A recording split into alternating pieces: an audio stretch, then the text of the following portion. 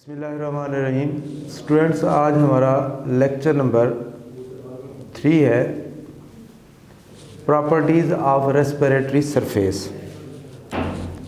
अब respiratory surface किसे कहते हैं? रेस्पिरेटरी सरफेस हर उस सरफेस को कहते हैं जहां गैसों का तबादला होता है। तो यहाँ पर जो हम रेस्पिरेटरी सरफेस की बात करेंगे वो एनिमल के अंदर होगी कि एनिमल के अंदर रेस्पिरेटरी सरफेस के क्या करैक्टर्स होते हैं। मोस्टली जो करैक्टर्स बताए गए हैं ये बड़े जानवरों के बताए गए हैं, जैसे वर्टिब्रेट में मैमल्स आ जाते हैं, फिशेस आ जाते हैं, फ्रॉग आ जाता है, इनकी बात कर रहे हैं।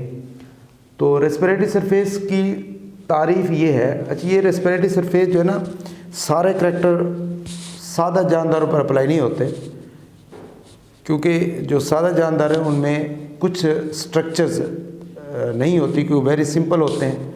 तो बहरहाल ये ओवरऑल हम बात कर रहे हैं रेस्पिरेटरी सरफेस ऑफ एनिमल में, ज़्यादातर हम मैमल्स को फोकस कर रहे हैं। तो इसकी तारीफ़ हम इस तरह करते हैं, respiratory surface in animals are the surface for the gaseous exchange.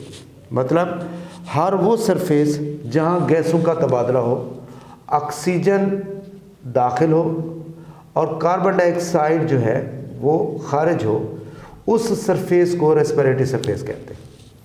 अब इसके 4 करैक्टर्स हैं जो रेस्पिरेटरी सरफेस में होने चाहिए।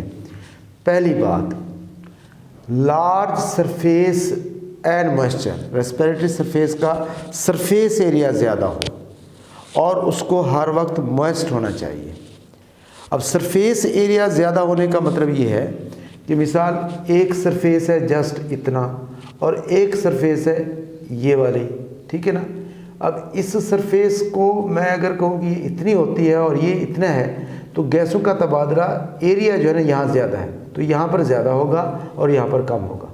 तो रेस्पिरेटरी सरफेस का एरिया ज़्यादा होना चाहिए और उसको मॉइस्ट होना चाहिए।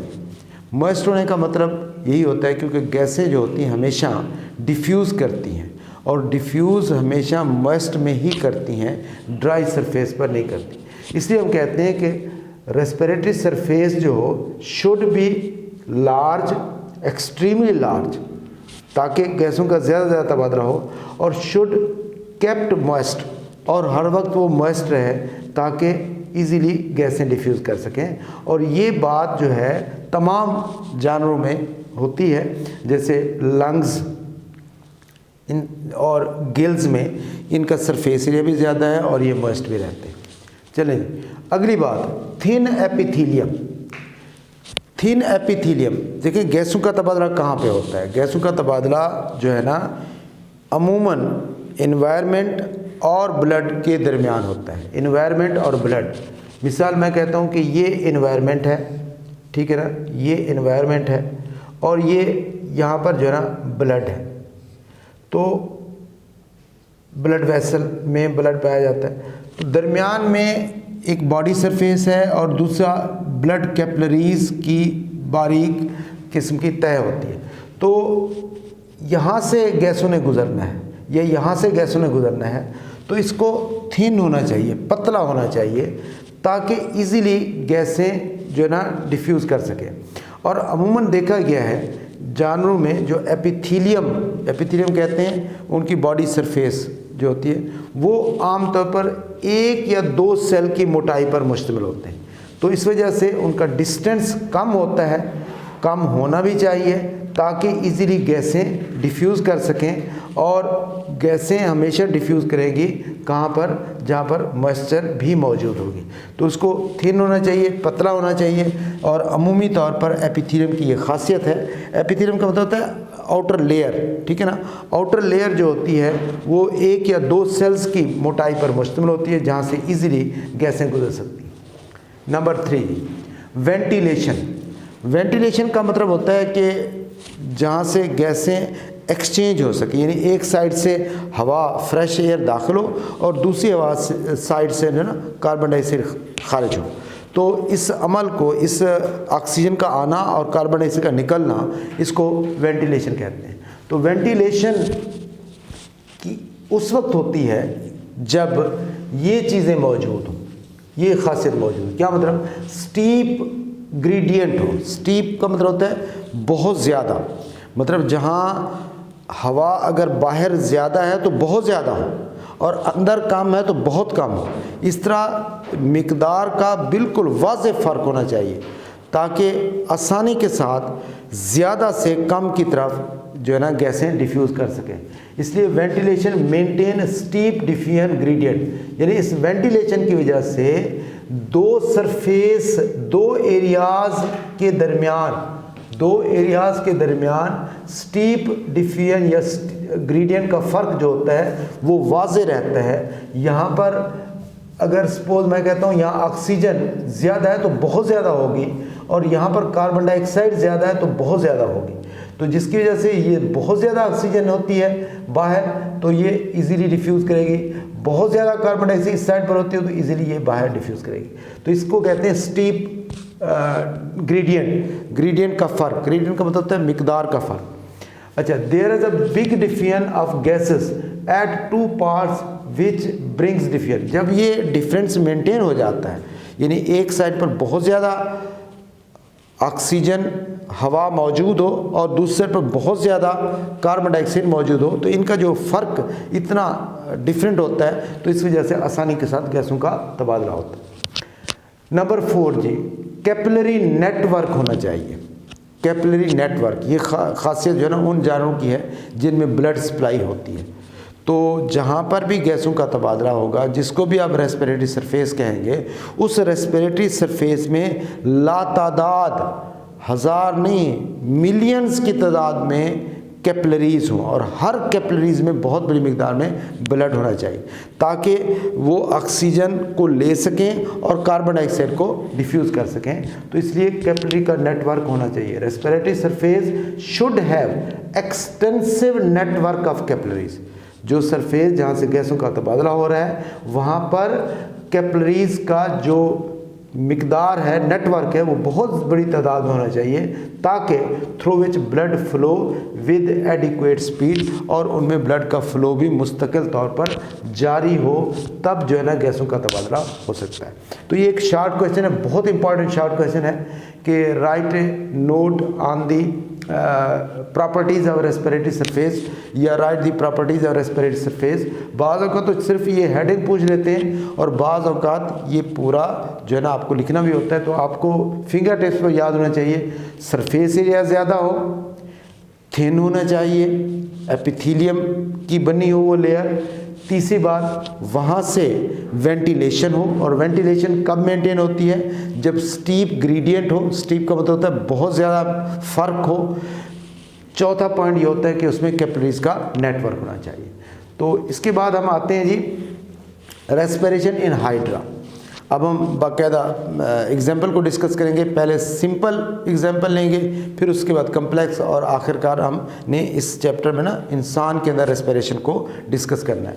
तो सिंपल एग्जाम्पल में सबसे पहले जो ना हाइड्रा की एग्जाम्पल दी गई है। तो हाइड्रा जो है, हाइड्रा एक ऐसा जानवर है जो डिप्लोब्लास्टिक होता है, डिप्लोब्लास्टिक, और इसकी बॉडी वॉल जो होती है जस्ट 2 लेयर्स की बनी होती है, 2 लेयर्स की। आउटर लेयर को कहते हैं एक्टोडर्म और इनर लेयर को कहते हैं एंडोडर्म, और दरमियान में तीसरी लेयर नहीं होती। इसके अलावा इसकी बॉडी कैविटी होती है। इस बॉडी कैविटी को सिलेंट्रॉन भी कहा जाता है, सिलेंट्रॉन भी कहते हैं, सिलोम भी कहते हैं, और एंटीरॉन भी। तो हाइड्रा के हवाले से, हाइड्रा जो है वो सिलेंट्रेट से इसका ताल्लुक़ है और ये सिंपल किस्म का एनिमल है। इसकी बॉडी वॉल 2 लेयर पर मुश्तमिल है, एक्टोडर्म और एंडोडर्म। इसकी बॉडी कैविटी को सिलेंट्रॉन, एंटीरॉन जो है ना, या सिलोम भी कहते हैं। वैसे सिलोम नहीं कहना चाहिए, बल्कि इसको सिलेंट्रॉन और एंटीरॉन कहते हैं।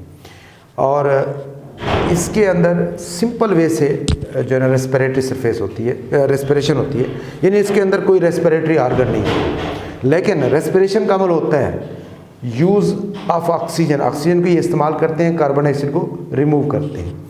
और इनका पूरा बॉडी जो होता है मुस्तकिल तौर पर इन कांटेक्ट रहता है वाटर के साथ, मतलब इनकी बॉडी सरफेस जो है वो लार्ज भी है और मॉइस्ट भी है, थिन भी है, ठीक है ना। इसमें वेंटिलेशन भी होती है क्योंकि सिंपल ऑर्गेनिज्म है, तो इस वजह से इनके अंदर कोई ब्लड सप्लाई नहीं होती। अब किस तरह होता है गैसों का तबादला, या यूँ कह लें कि हम हाइड्रा को बिल्कुल आसानी से डिस्कस कर सकते हैं कि हाइड्रा के अंदर ना रेस्पिरेशन दो तरह से होती है।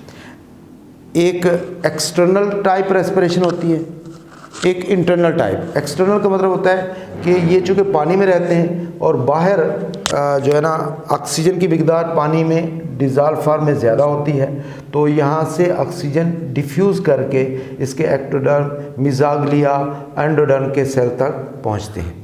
जबकि कार्बन डाइऑक्साइड जो कि इनके सेल्स के अंदर ड्यू टू रेस्पिरेशन प्रोड्यूस हो रही होती है, तो कार्बन डाइऑक्साइड को ये बाहर की तरफ रिमूव करते हैं। अच्छा, ये इसके अंदर इंटरनल रेस्पिरेशन भी होती है। इंटरनल रेस्पिरेशन से मुराद ये है कि कुछ रेस्पिरेशन का अमल के दौरान जो कार्बन डाइऑक्साइड पैदा होती है, उस कार्बन डाइऑक्साइड को ये जब पानी को मुंह से बाहर निकालते हैं तो उसके ज़रिए भी ये रिमूव करते हैं।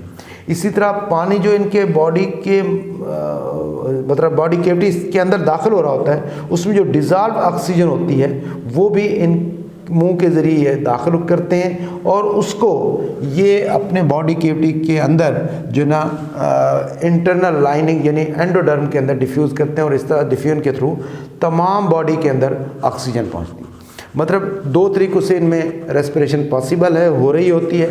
एक बाहर के पानी से डिज़ॉल्व ऑक्सीजन इसके बॉडी के अंदर डिफ्यूज़ हो रही होती है, और दूसरा इनके बॉडी के अंदर जो कार्बन डाइऑक्साइड रेस्पिरेशन के थ्रू पैदा होती है वो डिफ्यूज़ हो रही होती है। इसके अलावा जो इनकी बॉडी इनसाइड रेस्पिरेशन होती है, उसके थ्रू जो पानी आता है मुंह से जो लेते हैं वो ऑक्सीजन उसमें डिज़ॉल्व होती है, वो भी इनके बॉडी में डिफ्यूज़ होती है बॉडी की कैविटी के अंदर, और कार्बन डाइऑक्साइड जो होती है इनके सेल्स से प्रोड्यूस हो रही होती है वो भी इस पानी में आ रही होती है, उस पानी को ये बॉडी से बाहर निकालते हैं।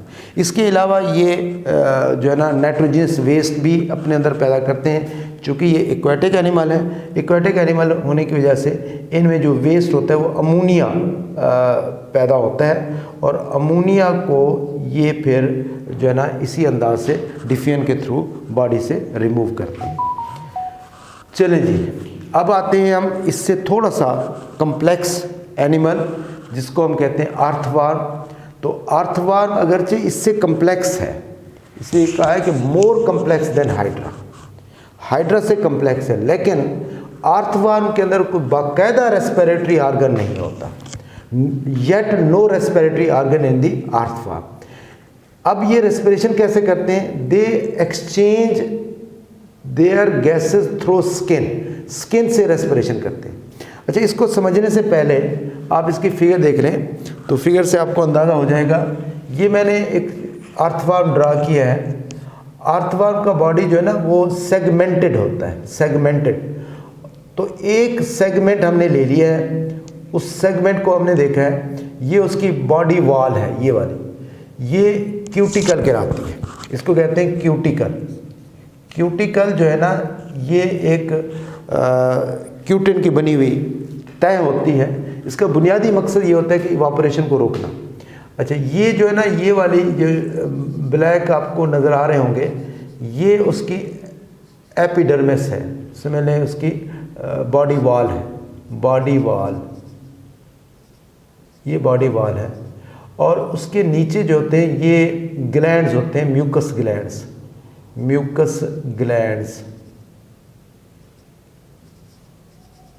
ये जो मैंने बनाया है ये ब्लड सर्कुलेटरी सिस्टम बनाया है, क्योंकि आपने पढ़ा होगा कि इनके अंदर ना 14 चैप्टर में हम पढ़ेंगे, इनके अंदर क्लोज किस्म का सर्कुलेटरी सिस्टम पाया जाता है। अब क्लोज किस्म का सर्कुलेटरी सिस्टम किस तरह का होता है? जिसमें मुस्तकिल ब्लड जो होता है, ब्लड